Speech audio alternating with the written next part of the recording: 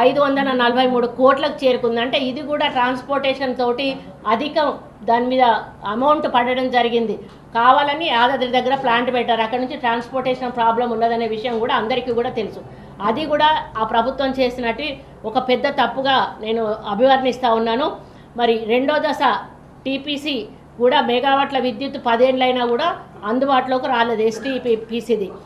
CM Revanth Reddy గారు విద్యుత్ రంగంపై సమీక్షించి అన్నీ కూడా నిర్ణయాలు త్వరితగతిన తీసుకొని మరి తక్కువ ధరతోటి ఎక్కువ నాణ్యమైన విద్యుత్తును ప్రజలకు అందించే దిశగా మరి ప్రభుత్వం ముందుకు పోతుందనే విషయాన్ని కూడా ఈ సందర్భంగా తెలియజేస్తూ, మరి ఇప్పటికైనా కూడా కేటీఆర్ గారు ఒకసారి వెనక్కి తిరిగి వాళ్ళ 10 సంవత్సరాల పరిపాలనను ఒకసారి పరీక్షించుకోవాలని కోరుతా ఉన్నాను. ఇంకా కేసీఆర్ అయితే మాట్లాడుతూ ఉన్నాడు సీఎం రేవంత్ రెడ్డి గారి మీద. అసలు అంటే ఇక ఎవరితో వర్ణించాలో కూడా అర్థం కావట్లేదు. అటువంటి మాటలు మాట్లాడుతూ కనీసం మంచి మర్యాద లేకుండా మరి ఆయన అమెరికా రిటర్న్డ్ మంత్రిగా పనిచేశాడు, షాడో సీఎంగా పనిచేశాడు.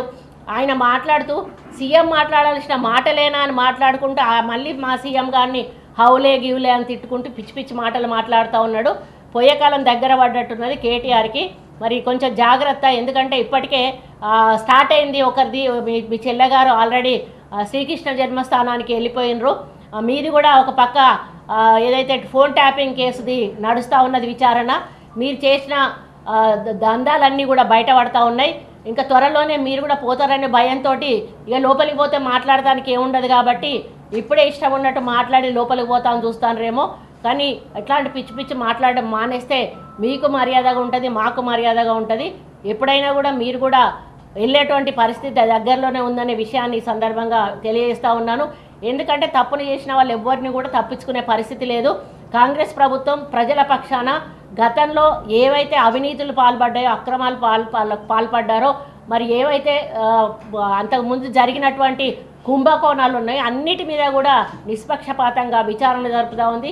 ఆ విచారణలో ఎటువంటి వాళ్ళు ఉన్నా కూడా వదిలిపెట్టేది లేదు అని చెప్పి మరి ముఖ్యమంత్రి రేవంత్ రెడ్డి గారు చెప్తా ఉన్నారు.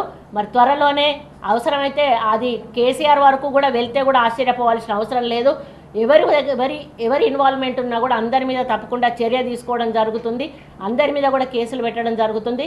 కాబట్టి ఇప్పటికైనా కేటీఆర్ గారు, మీ చెల్లెకు ఒక అనుభవం జరిగింది, నువ్వు కూడా ఇప్పటికైనా జాగ్రత్తగా మంచి మర్యాదతోటి మాట్లాడితే బాగుంటుంది అనేది నేను తెలియజేస్తూ ఉన్నాను.